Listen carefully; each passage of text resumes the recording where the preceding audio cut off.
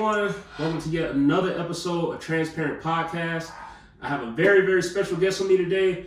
Hey, man, if you could just introduce yourself, give them your name and where you're from. Hey, my name is John Reimer. I'm from the Virgin Islands. What's up? You know my boy Harmon. Yes, sir. Me and him met up maybe about a year, two ago. Yeah. And ever since then, it's just been tapped in. Yes, sir. Shoot, man. Hey, like I said, I appreciate you for coming on today. This will be a good podcast for you guys once we get into everything. But just off the bat, for my viewers who watching you probably for the first time on my podcast, could you just tell them a little bit about life growing up, where you're from, and just kind of how life was for you? Okay, yes. Growing up in the Virgin Islands, I grew up in a pretty relative neighborhood, pretty good suburban neighborhood. I grew up with my brothers, my sisters, my cousins. Like, it was very family orientated. Okay. And I had split families, so I would always go around my dad's family and my mom's family, and in between. Yeah. And back and forth. I got to learn from both sides, different things. Definitely a beach guy. Like, I love the beach. I'll be on the beach all day if I could. Fun in the sun. Yeah, exactly. Like, man, when I tell you about the Virgin Islands, people are like, man, how could you leave that place? Like, it's home. It'll always be home. But I'm a big adventure guy. I like to explore and see the world. So okay. That's one of the reasons why I left. And I joined the military. So that's another one. Shoot, man. I definitely can feel you on the kind of with the back and forth with the family, things like that. But you just gotta make it work. Facts. Gotta make it work. Yeah.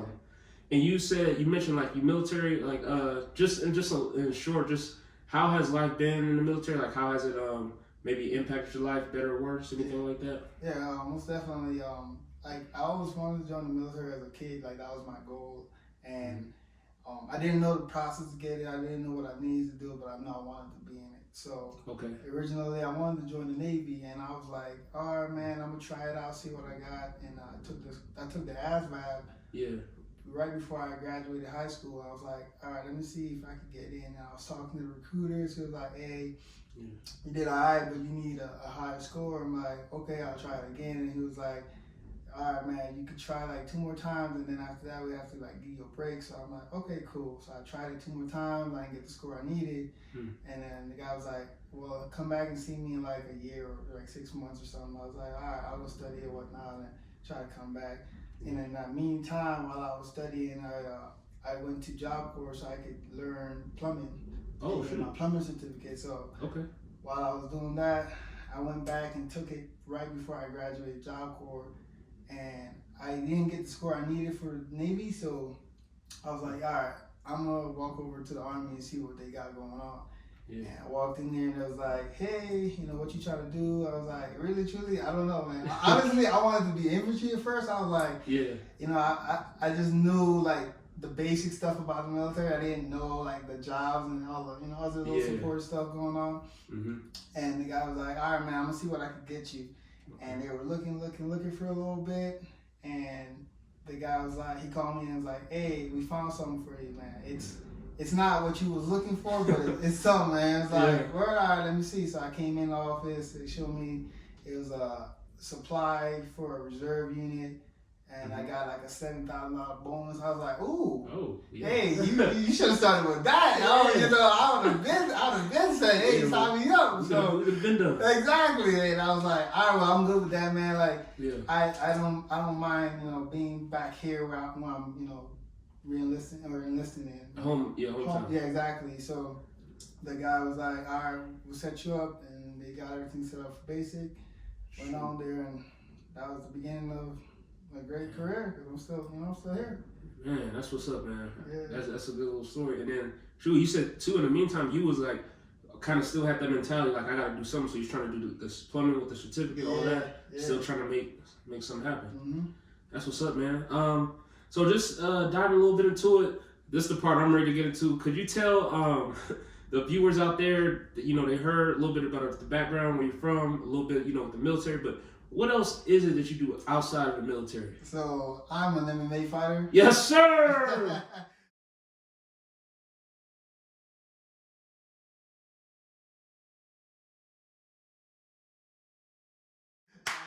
I got 2 fights under me. Yes, sir. I've been training for 2 years, and I've done 2 Muay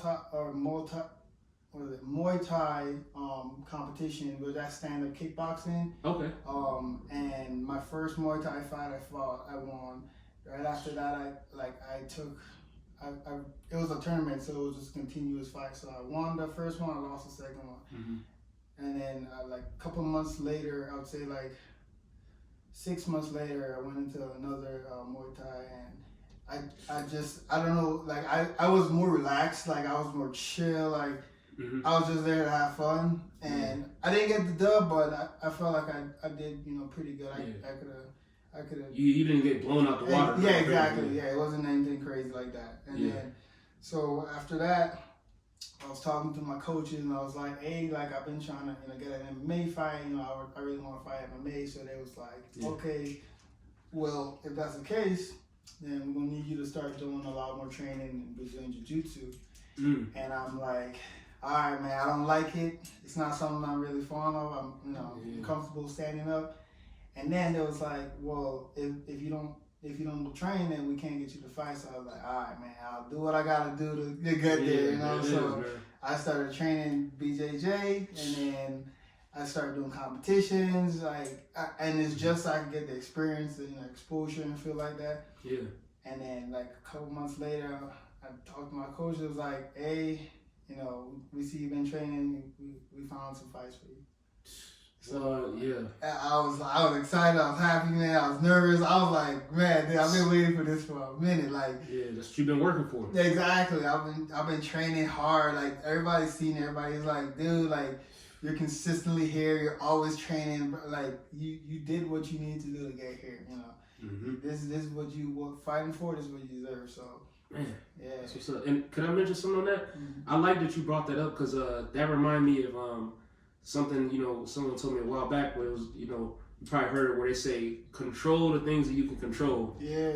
Anything that's out of your control, hey, just do what you can control. So it's like, you wanted to get into the fight and everything, so what you can control is, hey, I'm gonna work my butt off, I'm gonna show up to the gym, I'm gonna learn this, I might get a feel for this style, it may not be my forte like that, but hey, if y'all can get me to fight, I'm gonna put in the work. And so you did what you did on your part, and then they did their part. So it's a good little analogy for that.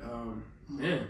So with the fighting, could you just tell us what mainly got you into wanting to do fighting? Honestly, man, when I tell people this, they're like, no way. I was literally sitting down in a bar with one of my buddies watching UFC. Yeah. And I turned to the guy and I was like, hey, bro, I think I can do this. And he was like, no way, bro. I was like, yeah, bro, I think I can do this. He was like, all right, whatever. The next day, I got on my phone, I Googled nearest MMA gym next to me. And I literally drove over and walked in. I was like, hey, I want to fight. I was like, okay. And that was it, man. I just started training from there on, bro. That was it. Like 2 years later, look at me. I'm 1-1 right now. My MMA record isn't the greatest. It's not the worst. You just started off. Exactly. And I'm like, you seen a lot of development from my first fight to my second fight. Like it's a very big difference. And for those of you watching, and we'll at the end of this too, we'll make sure we put the links that way they can check you out. But I seen his first fight, and that was a good fight. Like that was a good fight. So, and then the second fight, whew. Yeah. I'm gonna let the video speak for itself. I'm gonna say it for him. It was an onslaught. Yeah. To say less. But man, that's what's up, man. And I just want to ask you, if there's any, say any of the viewers out there, either male, female, and they're looking to, they're watching your podcast right now, and they're like, okay, this man, he does, he's in the military, he's doing a little bit of this, a little bit of that, starting off, and you kind of painted the groundworks as far as you can do this. And like you said, you just starting off, but if it's anyone who, is still sitting on the couch or thinking about it or thought about fighting or was like, oh, maybe want to get into this, is there any advice you could give them for super newbies, never been in the gym, but they're curious or thinking about getting into fighting? Yeah, most definitely. A lot of things that newbies do is they rush a lot of things, and They don't have that patience to be like, hey, you know, I might need a couple months here or training here or doing this, and that tends to build them and make them think that, you know, I should be at a certain point at this time. You gotta work on what works for you, and then you gotta develop it so that way you don't walk into that place and like that's the last time you walk into that place. You get what I'm saying? You want to embarrass yourself. Yeah, exactly. Yeah. That definitely deters a lot of people too. And like, another thing is like people walk into the gym and they have a lot of anxiety, a lot of fear because they don't know what they're walking into. Yeah, they don't know the type of environment, the people that's there. You know, they're trying something new, and whenever somebody's trying something new, it's hard for them to kind of like get out of that shell that they're in. Like, oh man, I'm comfortable here. You know, I ain't trying to go out and be uncomfortable. Yeah.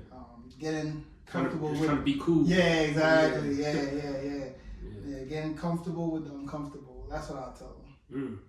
Man, that's some good words. And for any of you viewers out there, like you said, you know, it takes time, a lot of patience. You know, he's actually in the mix of it now, so I'll say, you know, definitely, you know, if you consider get into it, just, you know, don't put too much pressure on yourself.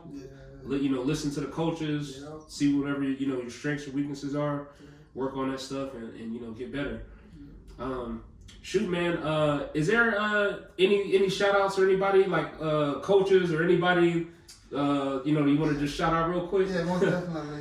Definitely want to give a shout out to my team, my gym, Warrior MMA or Warrior Fitness MMA. They have a great staff. They have a great team, man. Like all of my coaches that have helped me get to where I'm at. Yeah. Like they're really consistent. Like if you tell them, hey, I want to do this, they'll tell you X, Y, and Z so you can get there. They'll give you that roadmap. Like, hey, man, this is what you need to do. They'll be there when you like. They're one of the best gyms in Colorado Springs.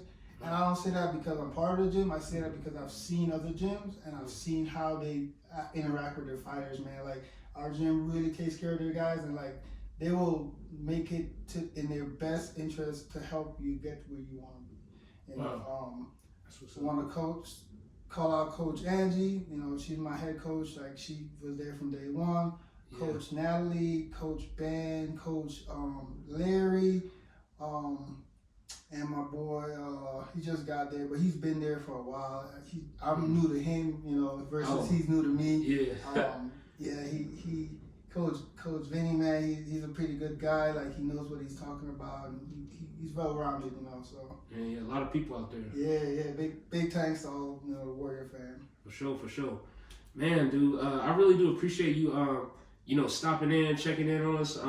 And last but not least, man, like for you, in the next, I don't know, like say 2 to 3 years, is there any like just big goal you want to accomplish? And then also, can you just give them if you have any fight dates roughly that might be coming out? Oh yeah, most definitely. So my plan for the next 2 to 3 years, honestly, is that I want to see myself in the UFC.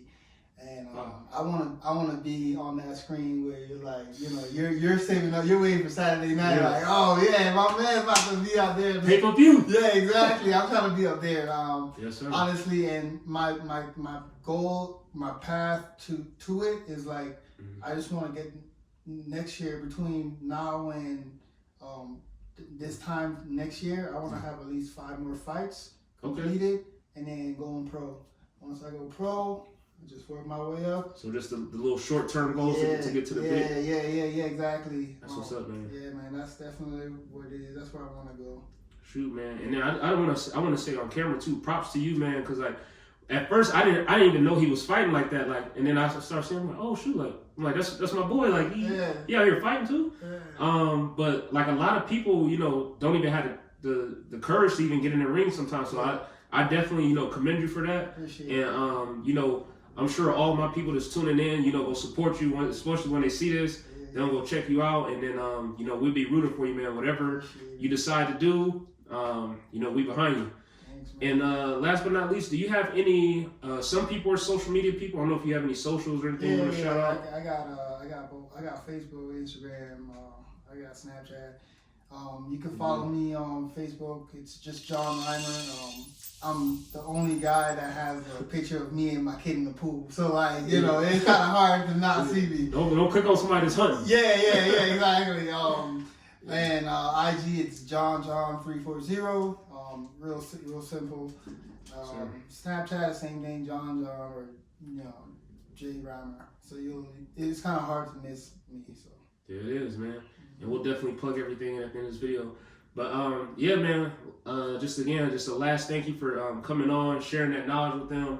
And like we said, we support you. Hopefully, you get those next 5 or even more fights in the next year or so. yes, sir. Get that experience under your belt. Keep working up, and then I know you got the work ethic and everything. So you know what I mean. You'll be just fine, man. Appreciate it, bro. So to all the viewers out there, we want to thank you for watching and tuning in to yet another episode of Transparent Podcast. And we'll see you guys later. Yes, sir. All right, peace.